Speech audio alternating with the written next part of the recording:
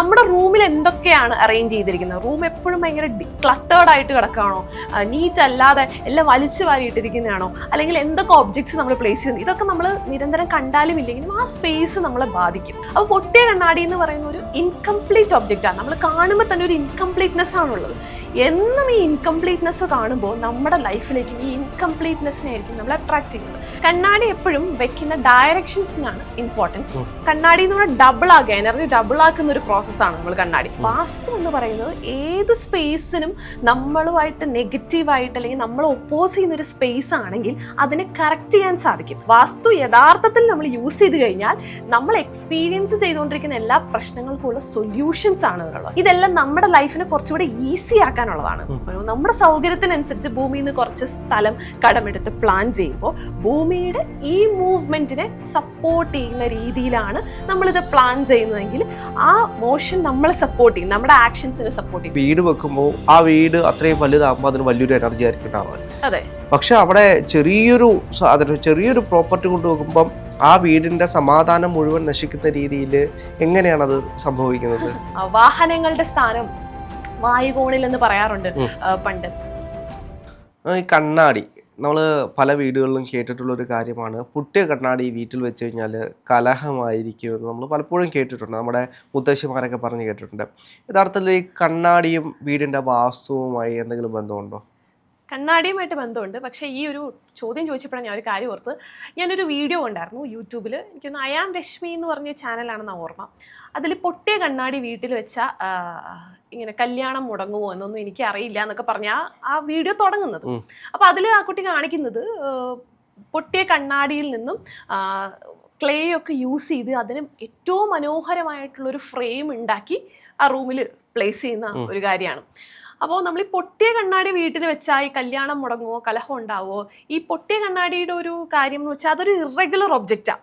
നമ്മൾ നിരന്തരമായിട്ട് ഇങ്ങനെ പൊട്ടിയിരിക്കുന്ന ഇറഗുലർ ആയിട്ടുള്ള ഒരു ഒബ്ജക്റ്റിനെ നോക്കിയാണ് നമ്മൾ ഒരുങ്ങുന്നതെങ്കിൽ നമ്മളെപ്പോഴും നമ്മുടെ വിസിബിലിറ്റിയിൽ നിരന്തരമായിട്ട് ഉള്ള ഒബ്ജക്ട്സ് ഇതൊക്കെ നമ്മുടെ ഉള്ളിൽ ഒരു ഇംപ്രഷൻ ക്രിയേറ്റ് ചെയ്യും. നമ്മൾ എപ്പോഴും ഇതിനെ കണ്ടു കഴിഞ്ഞാലും നമ്മുടെ പ്രസൻസിലുള്ള ഈ ഒബ്ജക്ട്സിന് ഒരു ഇമ്പാക്ട് ക്രിയേറ്റ് ചെയ്യും. നമ്മൾ കാണുന്നതെല്ലാം നമ്മളൊരു ഇംപ്രഷൻ ക്രിയേറ്റ് ചെയ്യുന്നുണ്ട്. അതെ, അതായത് നമ്മുടെ റൂമിൽ എന്തൊക്കെയാണ് അറേഞ്ച് ചെയ്തിരിക്കുന്നത്? റൂം എപ്പോഴും ഭയങ്കര ക്ലട്ടേർഡ് ആയിട്ട് കിടക്കുകയാണോ, നീറ്റ് അല്ലാതെ എല്ലാം വലിച്ചു വാരിയിട്ടിരിക്കുന്നതാണോ, അല്ലെങ്കിൽ എന്തൊക്കെ ഒബ്ജക്ട്സ് നമ്മൾ പ്ലേസ് ചെയ്യുന്നത്? ഇതൊക്കെ നമ്മൾ നിരന്തരം കണ്ടാലും ഇല്ലെങ്കിലും ആ സ്പേസ് നമ്മളെ ബാധിക്കും. അപ്പോൾ ഈ ഇംപ്രഷൻസ് ഒക്കെ നമ്മുടെ ഉള്ളിലുണ്ടാവും. ഇതിൻ്റെയൊക്കെ ഒരു ആകത്തുകയാണ് നമ്മുടെ ലൈഫ്. അപ്പോൾ കുറേ ദിവസം ഒരു ക്ലട്ടേർഡ് ആയിട്ടുള്ള ഒരു റൂമിലിരുന്ന് ജോലി ചെയ്യുന്നു, വളരെ നീറ്റ്ലി ഓർഗനൈസ്ഡ് ആയിട്ടുള്ള ഒരു റൂമിലിരുന്ന് ജോലി ചെയ്യുമ്പോഴാണ് നമുക്ക് തന്നെ പേഴ്സണലി ആ എനർജി ഡിഫറൻസ് മനസ്സിലാവും. അപ്പോൾ പൊട്ടിയ കണ്ണാടി എന്ന് പറയുന്ന ഒരു ഇൻകംപ്ലീറ്റ് ഒബ്ജക്റ്റാണ്. നമ്മൾ കാണുമ്പോൾ തന്നെ ഒരു ഇൻകംപ്ലീറ്റ്നെസ് ആണുള്ളത്. എന്നും ഈ ഇൻകംപ്ലീറ്റ്നെസ് കാണുമ്പോൾ നമ്മുടെ ലൈഫിലേക്കും ഈ ഇൻകംപ്ലീറ്റ്നെസ്സിനായിരിക്കും നമ്മൾ അട്രാക്ട് ചെയ്യുന്നത്. നമ്മളത് ഈ ഇറഗുലർ ഷേപ്പ് ആയതുകൊണ്ട് നമ്മൾ നിരന്തരമായിട്ട് ഉപയോഗിക്കുന്നതാകുമ്പോൾ അതൊക്കെ കൊണ്ട് നമ്മുടെ കൈയൊക്കെ മുറിയാൻ സാധ്യതയുണ്ട്. അപ്പോൾ ഇതെല്ലാം ഒരു നെഗറ്റിവിറ്റിനെ അട്രാക്ട് ചെയ്യുന്ന സാധനം. അതുകൊണ്ട് അതിനെ ഒഴിവാക്കണം എന്ന് പറയുന്നത്. അപ്പോൾ പക്ഷേ അതിനെ നമ്മൾ ഇതുപോലെ ഇങ്ങനെ ക്ലേ ഒക്കെ വെച്ചിട്ട് ഏറ്റവും ബ്യൂട്ടിഫുൾ ആയിട്ടുള്ള ഒരു ഫ്രെയിം ആക്കി വെക്കുമ്പോൾ അത് മൂന്നാമതൊരാൾ വന്ന് കണ്ടു കഴിഞ്ഞത് പൊട്ടിയ കണ്ണാടിയാണെന്ന് പറയത്തും കൂടി ഇല്ല. അപ്പോൾ അതാണ് അതിൻ്റെ ഒരു വ്യത്യാസം. നമ്മൾ കാണുമ്പോൾ ഇത് പൊട്ടിയതാണോ, നമ്മൾ റെഗുലർ ആയിട്ടുള്ള ഒരു കണ്ണാടി വാങ്ങിച്ച് വെക്കുന്നതിനേക്കാളും ആ സ്പേസിനെ കുറച്ചുകൂടെ അപ്ലിഫ്റ്റ് ചെയ്യുന്നതായിരിക്കും ഈ ബ്യൂട്ടിഫുൾ ആയിട്ട് അറേഞ്ച് ചെയ്തിരിക്കുന്ന കണ്ണാടി. അപ്പോൾ അത് പ്രശ്നമില്ല. സോ ബേസിക്കലി നമ്മൾ കാണുമ്പോൾ ഉള്ള അതിൻ്റെ ഒരു ഫോം എന്തെന്നുള്ളതാണ് ഇമ്പോർട്ടൻറ്റ്.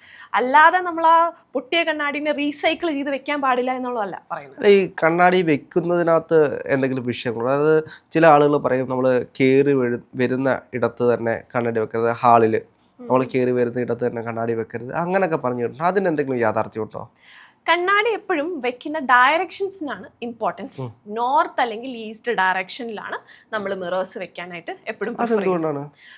കണ്ണാടി എന്ന് പറയുന്നത് റിഫ്ലക്ഷൻസ് ആണ്. ചിലപ്പോൾ ഫ്ലാറ്റുകളിൽ നമുക്ക് ചിലപ്പോൾ ഓപ്പണിങ്സ് ഒന്നും കൊടുക്കാൻ പറ്റണം എന്നില്ല. ഒരു ഫ്ലാറ്റിന്റെ വാള് അപ്പുറത്തെ ഫ്ലാറ്റുമായിട്ടായിരിക്കും ഷെയർ ചെയ്യുന്നത്. വീടിനാണെങ്കിൽ നമുക്ക് ഓപ്പണിങ്സ് ഒക്കെ കൊടുക്കാം, അല്ലെങ്കിൽ ഉള്ള ജനലിന് ഓപ്പൺ ചെയ്ത് ഉപയോഗിക്കാം. അപ്പം അങ്ങനെ വരുമ്പോൾ ഓപ്പണിങ്സിനൊക്കെ ഒരു പരിഹാരമായിട്ടാണ് നമ്മൾ കണ്ണാടി പറയുന്നത്. അപ്പം നോർത്ത് നിന്നും ഈസ്റ്റ് നിന്നുമാണ് നമ്മളൊരു എനർജി സ്വീകരിക്കേണ്ട സ്ഥലം. അവിടെ നിന്നാണ് നമ്മൾ റിഫ്ലക്ഷൻ സ്വീകരിക്കേണ്ടത്. സൗത്തും വെസ്റ്റും സ്റ്റോർ ചെയ്യേണ്ട സ്ഥലം. അപ്പൊ കണ്ണാടി എന്ന് പറഞ്ഞാൽ ഡബിൾ ആക്കുക, എനർജി ഡബിൾ ആക്കുന്ന ഒരു പ്രോസസ്സാണ് നമ്മൾ കണ്ണാടി. അതുകൊണ്ടാണ് നോർത്തിലും ഈസ്റ്റിലും നമ്മൾ വെക്കണം എന്ന് പറയുന്നത്. അപ്പോൾ ഈ കണ്ണാടിക്ക് അപ്പുറത്തേക്ക് നമ്മുടെ വീടിനെ അഫക്റ്റ് ചെയ്യുന്ന മറ്റെന്തെങ്കിലും ഉണ്ടോ? അതായത് ഈ ചില ആളുകൾ പറഞ്ഞു കേട്ടിട്ടുണ്ട്, ഇപ്പോൾ വാസ്തു നമ്മൾ നോക്കാൻ പോകുമ്പോൾ, അതായത് ഒരു വീട് വാസ്തു നോക്കാൻ പോകുമ്പോൾ അവർ വന്നിട്ട് ചില വാസ്തു നോക്കുന്ന ആൾക്കാർ അത് നോക്കിയിട്ട് ചിലരൊരു വടിയൊക്കെ എടുത്തിട്ട് ഒടിച്ചു നോക്കിയിട്ട് പറയും ഇതിപ്പോഴൊന്നും നടക്കത്തില്ല. ഇത് യഥാർത്ഥത്തിൽ വാസ്തുവാണോ? അതായത് ഇത് നടക്കും നടക്കത്തില്ല എന്നൊക്കെ പറയുന്നത് അത് ജസ്റ്റ് ഒരു പ്രിഡിക്ഷൻ മാത്രമല്ലേ? അതെ, എന്നോട് കഴിഞ്ഞ ദിവസം ഒരു കോൺട്രാക്ടർ ഇങ്ങനെ വളരെ വിഷമമായിട്ട് പറഞ്ഞു, പുള്ളി ഇങ്ങനെ കുറ്റിയടിയുടെ സമയത്ത് ഇങ്ങനെ കാരൻ വന്നിട്ട് ഇങ്ങനെ കമ്പൊടിച്ച് നോക്കിയിട്ട് വീട് പണി നീണ്ടു പോകുമെന്ന് പറഞ്ഞു, അതുപോലെ തന്നെ സംഭവിച്ചു എന്നൊക്കെ. അപ്പോൾ ഇതൊക്കെ ആ പറയുന്ന വ്യക്തി അത്രയും അറിവുള്ള വ്യക്തിയാണെങ്കിൽ ഇതൊക്കെ ശരിയാണെന്ന് വെച്ചാൽ അതിനെ നമ്മൾ നിമിത്തം എന്ന് പറയാം, നിമിത്തശാസ്ത്രമാണത്. ഇതും വാസ്തു രണ്ടും രണ്ടാണ്. വാസ്തു എന്ന് പറയുന്നത് ഏത് സ്പേസിനും നമ്മളുമായിട്ട് നെഗറ്റീവായിട്ട് അല്ലെങ്കിൽ നമ്മൾ ഒപ്പോസ് ചെയ്യുന്നൊരു സ്പേസ് ആണെങ്കിൽ അതിനെ കറക്റ്റ് ചെയ്യാൻ സാധിക്കും. അപ്പോൾ ആ നിമിത്തശാസ്ത്രത്തിൽ എന്താ ഇപ്പം കാണുന്നത് എന്താണോ അതിനെയാണ് പറയുന്നത്. ഇപ്പോൾ ബ്ലഡ് ടെസ്റ്റിൻ്റെ റിപ്പോർട്ട് നോക്കിയിട്ട് ഇങ്ങനെ ബോർഡറിലാണ് അല്ലെങ്കിൽ ഇപ്പോൾ ഷുഗർ കൂടുതലാണ് എന്ന് പറയുന്നത്. പക്ഷേ അതിനുള്ള മരുന്നുകൾ സജസ്റ്റ് ചെയ്യണത് നമ്മുടെ ലൈഫ് സ്റ്റൈൽ, നമ്മുടെ ആ ഷുഗർ ലെവൽ, ആ റീഡിങ് അനുസരിച്ച് ചിലർക്ക് ലൈഫ് സ്റ്റൈൽ ബാലൻസ് ചെയ്താൽ മതിയായിരിക്കും, ചിലർക്ക് നമ്മുടെ ആരോഗ്യവും എക്സസൈസും ഒക്കെ വേണം. ഇങ്ങനെയുള്ള സൊല്യൂഷൻസ് പറഞ്ഞു കൊടുക്കുന്നതാണ് വാസ്തു, മറ്റതാണ് നിമിത്തശാസ്ത്രം. അപ്പോൾ അങ്ങനെ കേൾക്കുമ്പോൾ അതാണ് വാസ്തു എന്ന് പറഞ്ഞ് വാസ്തു നോക്കാൻ ഭയക്കേണ്ട കാര്യമില്ല. വാസ്തു യഥാർത്ഥത്തിൽ നമ്മൾ യൂസ് ചെയ്ത് കഴിഞ്ഞാൽ നമ്മൾ എക്സ്പീരിയൻസ് ചെയ്തുകൊണ്ടിരിക്കുന്ന എല്ലാ പ്രശ്നങ്ങൾക്കുമുള്ള സൊല്യൂഷൻസ് ആണ് ഇവരുള്ളത്. ഇതെല്ലാം നമ്മുടെ ലൈഫിന് ഈ ശാസ്ത്രം നമുക്ക് തന്നിരിക്കുന്ന ഈ ശാസ്ത്രങ്ങളെല്ലാം, അസ്ട്രോളജി ആയിക്കോട്ടെ വാസ്തു ആയിക്കോട്ടെ, ഇതെല്ലാം നമ്മുടെ ലൈഫിനെ കുറച്ചുകൂടി ഈസി ആക്കാനുള്ളതാണ്. അപ്പോൾ അതേപോലെ തന്നെ ഓരോ പ്രോപ്പർട്ടികൾ, ഇപ്പോൾ ഒരു വീടിനെ സംബന്ധിച്ച് അതിൻ്റെ ഏറ്റവും വലിയ പ്രോപ്പർട്ടിയാണ് അതിൻ്റെ ജനൽ അല്ലെങ്കിൽ അതിൻ്റെ സ്റ്റെയർകേഴ്സ്. അപ്പോൾ ഇതൊക്കെ വരുന്നതിന് പ്രത്യേക സ്ഥാനങ്ങളുടെ ആവശ്യമുണ്ടോ? തീർച്ചയായിട്ടും ഉണ്ട്. കാരണം സ്റ്റെയർ കേസ് എന്ന് പറയുന്ന ഒരു ഹെവിനെസ്സിനെ ഡിനോട്ട് ചെയ്യുന്നതാണ്. വിൻഡോ എന്ന് പറയുന്നത് ഓപ്പണിങ്സിനെ ഡിനോട്ട് ചെയ്യുന്നതാണ്. അപ്പോൾ പൊതുവെ എല്ലാവരും പറയാണ്ട് ബേസിക് ആയിട്ടുള്ള വാസ്തു എന്ന് പറഞ്ഞു കഴിഞ്ഞാൽ കാറ്റും വെളിച്ചവും നല്ലതായിട്ട് ഉണ്ടാവുക എന്നുള്ളതല്ലേന്ന്. പക്ഷേ ഏത് ഡയറക്ഷനിലൂടെയാണ് നമ്മൾ ഈ കാറ്റും വെളിച്ചവും സ്വീകരിക്കേണ്ടത്, അല്ലെങ്കിൽ ഏത് ഡയറക്ഷനിലാണ് നമ്മൾ ഈ ഹെവിനെസ് ഒക്കെ കൂടുതൽ പ്ലേസ് ചെയ്യേണ്ടത്, ഇതിനൊക്കെ ഒരു റൂളുണ്ട്. ഈ റൂളെല്ലാം ഫോം ചെയ്തിരിക്കുന്ന ഭൂമിയുടെ മൂവ്മെൻറ്റിൻ്റെ ബേസിസിലാണ്, റൊട്ടേഷൻ്റെയും റെവല്യൂഷൻ്റെയും ബേസിസിലാണ് ഇതിൻ്റെയൊക്കെ ഒരു ബേസിക് പ്രിൻസിപ്പിൾ ഉള്ളത്. അപ്പോൾ ഇത്തരം കാര്യങ്ങൾക്കെല്ലാം ഇതിലുള്ള നിയമങ്ങളുണ്ട്. ഇനി എന്തിനാണ്, അപ്പോൾ നമുക്കിപ്പോൾ കണ്ടുകൊണ്ടിരിക്കുന്ന ആൾക്കാർക്ക് തോന്നാം ഇതിന് പിന്നിൽ എന്തെങ്കിലും ലോജിക് ഉണ്ടോ, എന്തിനാണ് ഇതൊക്കെ ഫോളോ ചെയ്യുന്നതെന്ന് ഒരു സംശയം തോന്നാം. നമ്മളിപ്പോൾ ഒരു റോഡിൽ നമ്മൾ വണ്ടി ഓടിച്ചു തുടങ്ങുമ്പോൾ ഒരു ട്രാഫിക് സിഗ്നൽസ് ഉണ്ടല്ലേ, എല്ലാവർക്കും ഒരുപോലെ ആക്സിഡൻ്റ് ഇല്ലാതെ എല്ലാവരുടെയും സേഫ്റ്റിയാണ് ആ സിഗ്നൽസിൻ്റെ ഒരു ഉദ്ദേശം. നമ്മൾ സ്കൂളിലും കോളേജിലും ഒക്കെ പഠിക്കുമ്പോഴും നമുക്ക് നിയമങ്ങളുണ്ട് അല്ലേ, ഏതൊരു സ്ഥലത്ത് പോയി കഴിഞ്ഞാലും നമുക്ക് നിയമങ്ങളുണ്ട്. ഈ നിയമങ്ങളെല്ലാം എല്ലാവരെയും ഒന്നിച്ചു കൊണ്ടുപോവുക, ഇതിൻ്റെ പിന്നിലൊരു പോസിറ്റീവ് ഉദ്ദേശം. അതുപോലെ ഈ ഭൂമിയിൽ നമ്മൾ ഈ ഭൂമി സകല ജീവജാലങ്ങളുടെയും ഭാരം വഹിച്ച് ചെറിയൊരു ടിൽറ്റോടുകൂടി സ്വയം കറങ്ങുകയും ചെയ്യുന്നുണ്ട്, സൂര്യന് ചുറ്റും കറങ്ങുകയും ചെയ്യുന്നുണ്ട്. അപ്പോൾ നമുക്ക് വേണ്ടി ഇത്രയും വലിയൊരു എഫേർട്ട് ഭൂമി എടുക്കുമ്പോൾ നമ്മൾക്ക് നമ്മുടെ ഒരു ഇഷ്ടത്തിനനുസരിച്ച് കുറച്ചൊരു സ്പേസ്, നമ്മളുടെ വീടോ ഓഫീസോ അല്ലെങ്കിൽ കൊമേഴ്ഷ്യൽ സ്ഥാപനമോ നമ്മുടെ സൗകര്യത്തിനനുസരിച്ച് ഭൂമിയിൽ നിന്ന് കുറച്ച് സ്ഥലം കടമെടുത്ത് പ്ലാൻ ചെയ്യുമ്പോൾ ഭൂമിയുടെ ഈ മൂവ്മെൻറ്റിനെ സപ്പോർട്ട് ചെയ്യുന്ന രീതിയിലാണ് നമ്മളിത് പ്ലാൻ ചെയ്യുന്നതെങ്കിൽ ആ മോഷൻ നമ്മളെ സപ്പോർട്ട് ചെയ്യും, നമ്മുടെ ആക്ഷൻസിനെ സപ്പോർട്ട് ചെയ്യും. നമ്മൾ നേരത്തെ നദിയുടെ ഒഴുക്കിൻ്റെ കാര്യം പറഞ്ഞ പോലെ. അല്ലെങ്കിൽ ഭൂമി ഒപ്പോസ് ചെയ്യുന്നതല്ല, നമ്മുടെ ആക്ഷൻസ് ഒപ്പോസിങ് ആകുമ്പോൾ നമുക്ക് ആ സപ്പോർട്ട് എക്സ്പീരിയൻസ് ചെയ്യാൻ സാധിക്കുന്നില്ല. ഇതാണ് ഇതിൻ്റെ ബേസിക് ആയിട്ടുള്ളൊരു കാര്യം. പക്ഷേ ഇത്രയും വലിയ വീടിനെ ഒരു ചെറിയ പ്രോപ്പർട്ടി എങ്ങനെയാണ് മൊത്തത്തിൽ വിഷയങ്ങൾ ഉണ്ടാക്കിയെടുക്കുന്നത്? അതാണ് ഇപ്പം നമ്മളെ കർമ്മയുടെ ഒരു ഇമ്പാക്ട്. അല്ല, ഇപ്പോൾ നമുക്കറിയാം ഒരു വീട് വെക്കുമ്പോൾ ആ വീട് അത്രയും വലുതാകുമ്പോൾ അതിന് വലിയൊരു എനർജി ആയിരിക്കും ഉണ്ടാവുക. അതെ. പക്ഷെ അവിടെ ചെറിയൊരു പ്രോപ്പർട്ടി കൊണ്ട് വെക്കുമ്പം ആ വീടിന്റെ സമാധാനം മുഴുവൻ നശിക്കുന്ന രീതിയിൽ എങ്ങനെയാണത് സംഭവിക്കുന്നത്? അപ്പോൾ ഈ വിശാലമായ ഭൂമിയാണ്, ഇത്രയും വലിയ ഭൂമി, അതിൽ നിന്ന് നമ്മൾ വെക്കുന്ന ഒരു 5 സെൻറ്റോ 10 സെൻറ്റോ മാത്രം എങ്ങനെയാണ് നമ്മളെ ബാധിക്കുന്നത്? ഇത് മാത്രമാണ് നമ്മുടെ ഓണർഷിപ്പിലുള്ളത്. നമ്മളിപ്പം ഇതിന് മുൻപും ഒക്കെ പറഞ്ഞു, നമ്മുടെ ഓണർഷിപ്പുള്ള നമ്മളുടെ ഒരു യൂസ് ചെയ്യുന്ന ആ ഒരു സ്പേസ് ആണ് നമ്മളെ ബാധിക്കുന്നത്. അപ്പോൾ ഭൂമി നമുക്ക് വേണ്ടി ഇത്രയും അധികം എഫേർട്ട് എടുക്കുകയാണ്, നമ്മളെ താങ്ങി നിർത്തിക്കൊണ്ട് മൂവ് ചെയ്തുകൊണ്ടിരിക്കുകയാണ്. നമുക്ക് നേച്ചറിനോടൊരു കടമയുണ്ടെന്ന് പറഞ്ഞു. ഒരു മരം വെട്ടിക്കഴിഞ്ഞാൽ നമ്മൾ 2 മരം നടണം എന്ന് പറയില്ലേ? അപ്പോൾ നമ്മൾ മാതാപിതാ ഗുരു ദൈവം എന്ന് പറയണ പോലെ അച്ഛനും അമ്മയും അല്ലെങ്കിൽ ഗുരുക്കന്മാരും ഒക്കെ നമ്മളോട് ഇങ്ങോട്ട് നമ്മൾക്ക് ഇത്രയും വലുതാകുന്നതിന് മുമ്പ് നമ്മളെ ലൈഫിന് ഒത്തിരി സപ്പോർട്ട് ചെയ്താണ്. ആ തിരിച്ചു കൊടുക്കലാണ് അവരോടുള്ള കടമ. അതുപോലെ തന്നെയാണ് നമുക്ക് ഏറ്റവും അത്യാവശ്യമായിട്ടുള്ളൊരു കാര്യം എന്നുള്ള ഓക്സിജനാണ്. അപ്പോൾ ഈ ഓക്സിജനൊക്കെ നൽകി നമ്മളെ സപ്പോർട്ട് ചെയ്യുന്ന പ്രകൃതിയോടും നമുക്ക് കടപ്പാടുണ്ട്. പക്ഷെ അത് നമ്മൾ പലപ്പോഴും മറന്നു പോകാറുണ്ട്. അതുപോലെ തന്നെയാണ് ഈ ഭൂമി. ഇപ്പം നമ്മൾ മുന്നേ പറഞ്ഞത് തന്നെ ഞാൻ തിരിച്ചതിലേക്ക് വരികയാണ്. ഭൂമി നമ്മൾക്ക് വേണ്ടി ഇത്രയും എല്ലാ ജീവജാലങ്ങളുടെയും വെയിറ്റും ഒക്കെ എടുത്ത് ഭൂമി മൂവ് ചെയ്തുകൊണ്ടിരിക്കുക. നോർത്ത് ഈസ്റ്റ് ഡയറക്ഷനിൽ ടിൽറ്റോടുകൂടി സൂര്യന് ചുറ്റും മൂവ് ചെയ്തുകൊണ്ടിരിക്കുക. ഈ മോഷന് സപ്പോർട്ട് ചെയ്യുന്ന രീതിയിൽ നമ്മൾ വീട് പ്ലാൻ ചെയ്യുക. കാരണം ഒരു പ്ലെയിൻ ആയിട്ടുള്ള ഒരു ലാൻഡിൽ നാച്ചുറൽ ആയിട്ടുള്ള ഒരു എനർജി ഫ്ലോ ആണ് വരുന്നത്. നമ്മളതിൽ ഒരു കോമ്പൗണ്ട് വാൾ പണിത് ഒരു വെർട്ടിക്കൽ ആയിട്ടുള്ളൊരു മാൻമെയ്ഡ് സ്ട്രക്ചർ ക്രിയേറ്റ് ചെയ്യുമ്പോൾ ടോട്ടലി ആ എനർജി ഫ്ലോനെ നമ്മൾ വ്യത്യാസപ്പെടുത്തുക.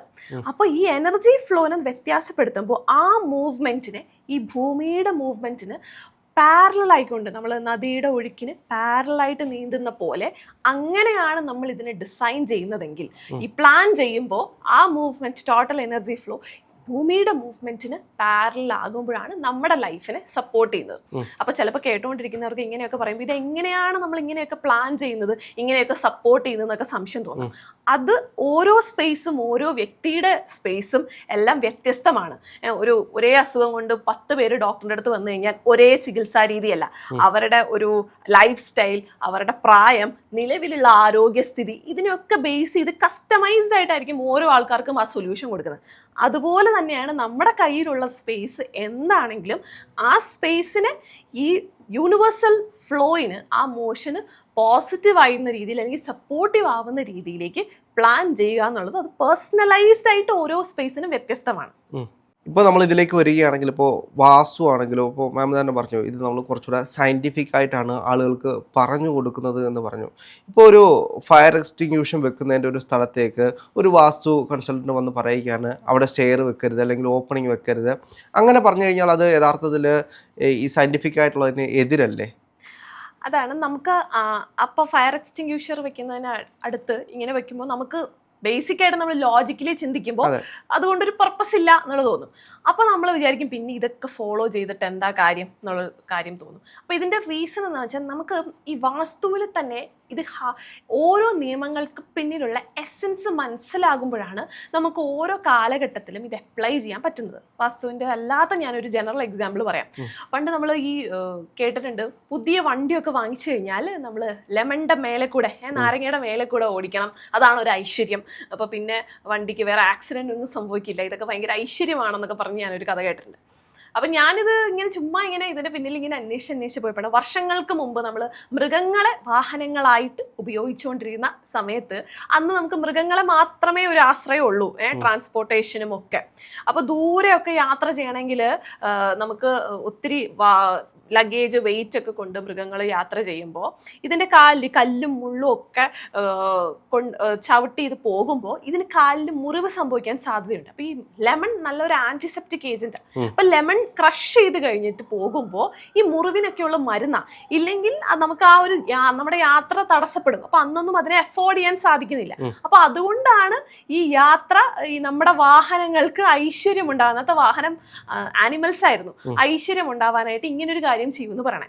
നമ്മൾ കാലങ്ങൾക്കിപ്പുറം ഇത് ഈ ഒരു കാര്യം ഫോളോ ചെയ്ത് ഇതിൻ്റെ ഒരു വൈ എന്താണെന്ന് മനസ്സിലാകാത്തതുകൊണ്ട് നമ്മൾ ബ്ലൈൻഡ് ആയിട്ട് ഫോളോ ചെയ്യുന്നു. അപ്പോൾ ആരെങ്കിലും വന്ന് ഇത് എന്താണെന്ന് ചോദിച്ചു കഴിഞ്ഞാൽ നമുക്ക് റീസൺ അറിയില്ല. അപ്പോൾ അവർ പറയും ഇതൊക്കെ ഒരു അന്ധവിശ്വാസമല്ലേ എന്ന്. അപ്പം നമ്മൾ വാഹനങ്ങളുടെ സ്ഥാനം വായുകോണിൽ എന്ന് പറയാറുണ്ട്. പണ്ട് അഗ്നിമൂലയിൽ പാടില്ല എന്ന് പറയും. അന്ന് വാഹനങ്ങൾ ഇതുപോലെ മൃഗങ്ങളായിരുന്നു. അപ്പം മൃഗങ്ങൾക്ക് ഏറ്റവും കൂടുതൽ വേണ്ടത് ഓക്സിജനാണ്. വായു കോണെന്ന് പറഞ്ഞാൽ ഏറ്റവും കൂടുതൽ കാറ്റിൻ്റെ ഓക്സിജൻ്റെ പ്രസൻസ് ഉള്ള ഭാഗമാണ്. അഗ്നിമൂല എന്ന് പറഞ്ഞാൽ ഏറ്റവും കൂടുതൽ ചൂടുള്ള അഗ്നിയുടെ പ്രസൻസ് ഉള്ള ഭാഗമാണ്. അപ്പോൾ ആ ചൂട് ഇതിൻ്റെ ശരീരത്തിന് താങ്ങാൻ സാധിക്കില്ല. ഇന്ന് കാലങ്ങൾക്കിപ്പുറം നമ്മൾ ഉപയോഗിക്കുന്ന എൻജിൻ ഡ്രിവൺ ആയിട്ടുള്ള വെഹിക്കിൾസാണ്. അതിനെ അഗ്നിമൂലയിൽ ഒഴിവാക്കേണ്ട കാര്യമില്ല, അതിലുള്ളത് അഗ്നി എലമെൻ്റ് ആണ്. അപ്പോൾ ഇതാണ് കാര്യം. നമ്മൾ അന്നത്തെ ഈ റൂള് ബ്ലൈൻഡ് ആയിട്ട് ഫോളോ ചെയ്യുമ്പോൾ കാലഘട്ടം മാറുന്നതനുസരിച്ച് നമുക്കിതിനെ അപ്ലൈ ചെയ്യാൻ സാധിക്കില്ല. ഇപ്പോൾ 3 സെൻറ്റിലൊക്കെ വീട് വെക്കുമ്പോൾ അന്നത്തെ പോലെ തന്നെ നമ്മൾ ഇന്ന് ആ റൂൾ അങ്ങനെ തന്നെ ബ്ലൈൻഡ് ആയിട്ട് ഫോളോ ചെയ്യുമ്പോൾ നമുക്ക് ഓപ്ഷൻസ് അറിയില്ല. അതേസമയം ഇതിന് പിന്നിലുള്ള എസെൻസ് എന്താണെന്ന് മനസ്സിലാക്കി കഴിയുമ്പോൾ നമുക്ക് ഒത്തിരി അധികം ഓപ്ഷൻസ് ഉണ്ടാവും. അപ്പോൾ വാസ്തുവിൽ തന്നെ ഒരു റൂളിന് പിന്നിൽ നമുക്ക് ഫസ്റ്റ് ഓപ്ഷൻ ഇല്ലെങ്കിൽ ഒത്തിരി അധികം ഓപ്ഷൻസ് ഉണ്ട്. അപ്പോൾ പഴയ കാലത്ത് ഈ വാസ്തുവിനെ വീണ്ടും വീണ്ടും ഇന്ന് പൊളിച്ചടുക്കിക്കൊണ്ടിരിക്കുകയാണോ യഥാർത്ഥത്തിൽ? കാരണം കാലഘട്ടം മാറി, അതിനനുസരിച്ച് വീടിൻ്റെ രൂപഘടനയാണെങ്കിലും മാറി, അതിൻ്റെ ഓരോ കാര്യങ്ങളും മാറിക്കൊണ്ടിരിക്കുക. പലരും ഇന്ന് ഫ്ലാറ്റിലേക്ക് മാറിക്കൊണ്ടിരിക്കുക. അപ്പം പഴയ കാലത്ത് നിന്നും വാസ്തുവിനെ മൊത്തത്തിൽ ഇപ്പോൾ മാറ്റി എഴുതിക്കൊണ്ടിരിക്കുകയാണോ? അല്ല, വാസ്തു എന്ന ശാസ്ത്രം അന്നും ഇന്നും എന്നും ഒരുപോലെയാണ്. വാഹനം എന്ന് പറയുമ്പോൾ അന്നത്തെ വാഹനവും ഇന്നത്തെ വാഹനവും തമ്മിൽ വ്യത്യാസമുണ്ട്. അപ്പോൾ ഈ കാലഘട്ടത്തിനനുസരിച്ച് ഈ സാഹചര്യങ്ങൾക്ക് വ്യത്യാസം വരുമ്പോൾ ആ റൂൾ എന്താണെന്ന് മനസ്സിലാക്കി നമ്മൾ റീഅപ്ലൈ ചെയ്യണം. ഇപ്പോൾ നമ്മൾ ദ്രോണ മൂവിയിൽ തന്നെ നമ്മൾ പറഞ്ഞിട്ട് അതിൽ കാണിച്ചിട്ടുണ്ട്, ആരും വർജിക്കേണ്ട വായു കോണിലാണ് ഈ വീടിന്റെ അടുക്കള എന്ന്. അപ്പൊ അടുപ്പ് ഉണ്ടായിരുന്ന സമയത്ത് വലിയ ജനലുകൾ ഉപയോഗിക്കുന്ന സമയത്താണ് അത് വർജിക്കേണ്ടത്. ഇന്ന് ഏറ്റവും ചെറിയ ജനലുള്ള സ്റ്റൗ ഉപയോഗിക്കുമ്പോൾ അത് വർജിക്കേണ്ട കാര്യമില്ല. സോ ആ റൂളൊക്കെ കറക്റ്റ് ആണ്. പക്ഷെ അതിന്റെ എസെൻസ് മനസ്സിലാകുമ്പോഴാണ് കാലഘട്ടം അനുസരിച്ച് നമുക്ക് അപ്ലൈ ചെയ്യാൻ സാധിക്കുന്നത്. ഇപ്പൊ നമ്മൾ തന്നെ ചോറും കറിയും ഒക്കെ ഭയങ്കരമായിട്ട് കഴിച്ചുകൊണ്ടിരിക്കുന്ന ഒരു സമയമായിരുന്നു അല്ലേ. ഇന്ന് കുറെ കൂടെ ചെറുപ്പക്കാരൊക്കെ ഹെൽത്ത് വൈസ് കോൺഷ്യസ് ആയി പ്രോട്ടീൻ റിച്ച് ആയിട്ടുള്ള ഫുഡുകളിലേക്കൊക്കെ മാറി തുടങ്ങി. ഒരു കാലഘട്ടത്തിൽ കൃഷിയായിരുന്നു നമ്മുടെ ഏക ആശ്രയം. അപ്പോൾ നമ്മൾ ആരോഗ്യപരമായിട്ട് ശരീരം കൊണ്ട് ഒത്തിരി അധ്വാനിക്കുന്നുണ്ട്. അപ്പോൾ നമ്മൾ ഈ കഴിക്കുന്ന ചോറിന്റെ കാർബോഹൈഡ്രേറ്റ്സ് ഇതെല്ലാം ബേൺ ഔട്ടായി പോകുന്നുണ്ട്. ഇന്ന് നമ്മളെല്ലാവരും വീടുന്ന് കാറ് അല്ലെങ്കിൽ സോഫ്റ്റ്വെയർ ജോലികൾ അങ്ങനെ ഇരുന്നുള്ള ജോലികളാകുമ്പോൾ ഇതൊന്നും ബേൺ ഔട്ട് ആവുന്നില്ല. അപ്പോൾ എന്തായി? അപ്പോൾ നമുക്ക് മനസ്സിലായി ഈ ഒരു ലൈഫ് സ്റ്റൈലിന് യോജിക്കുന്നതല്ല ഈ ഭക്ഷണ രീതി. അത് മറ്റൊരു ലൈഫ് സ്റ്റൈലിന് മറ്റൊരു കാലഘട്ടത്തിനായിരുന്നു ആപ്റ്റ്. അന്നുള്ള ആൾക്കാർക്ക് ആരോഗ്യമൊക്കെ നല്ല ആരോഗ്യമായിരുന്നു. നമുക്ക് ഇന്നത്തെ പോലെ അസുഖങ്ങളൊന്നുമില്ല. അപ്പൊ ലൈഫ് സ്റ്റൈൽ ഡിസീസസ് ആയിരുന്നു. അപ്പൊ ഈ ലൈഫ് സ്റ്റൈൽ മാറുന്നതനുസരിച്ച് നമ്മൾ വളരെ സെൻസിബിൾ ആയിട്ട് നമ്മുടെ ആരോഗ്യത്തിന്റെ കാര്യങ്ങളൊക്കെ എല്ലാവരും വളരെ ശ്രദ്ധിക്കുന്നുണ്ട്. അതുപോലെ തന്നെ അപ്പൊ ഈ കാലഘട്ടത്തിന്റെ മാറ്റം അനുസരിച്ച് ഉള്ള മാറ്റങ്ങൾ എല്ലാത്തിലും ഉണ്ടാവും. അതെന്താന്ന് വെച്ചാൽ സയൻസിന് ഒരു വ്യത്യാസമില്ല. പക്ഷെ നമ്മൾ ആ എസെൻസ് മനസ്സിലാക്കി അപ്ലൈ ചെയ്യുമ്പോഴാണ് ഈ സയൻസിനെ നമ്മുടെ സപ്പോർട്ടിന് വേണ്ടി ഉപയോഗിക്കാൻ സാധിക്കുന്നത്.